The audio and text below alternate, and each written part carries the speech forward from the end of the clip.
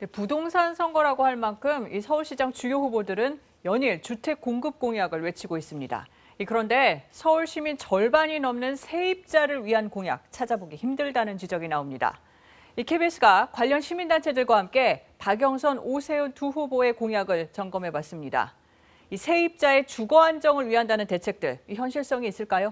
구경아 기자입니다.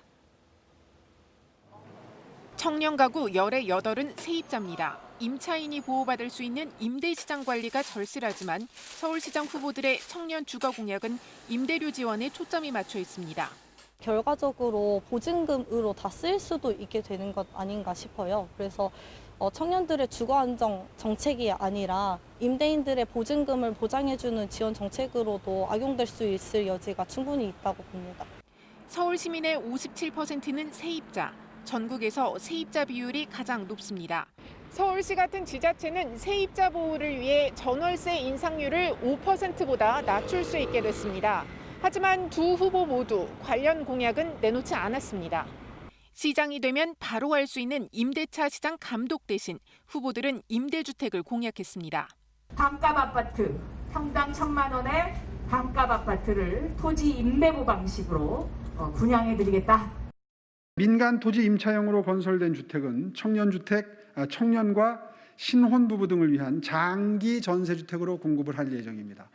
양 후보의 공약을 분석한 주거 관련 시민단체들은 박영선 후보의 공약은 공급 규모와 예산 등 세부 계획이 부족해 실현 가능성이 높지 않고 오세훈 후보의 공약은 매입 단가가 공공임대의 3배에 달해 재정적으로 지속 가능하지 않다고 평가했습니다.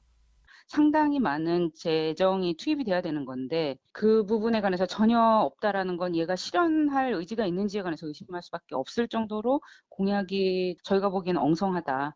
주택을 예를 들어 20만 채, 30만 채 짓는다고 해서 서울 시민들이 다 그 20만 채에 들어가서 살 수 있는 게 아니거든요. 내 집이 조금이라도 개량이 되고 내 주변에서 뭔가 서비스가 조금이라도 더 개선이 되는 것, 이걸 바라는 거거든요. 재개발 재건축 활성화와 관련해 박영선 후보는 입장이 명확하지 않고 오세훈 후보는 뉴타운 사업에 대한 반성이 없다는 지적도 나왔습니다.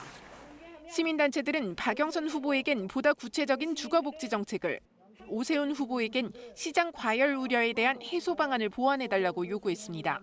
KBS 뉴스 구경합니다.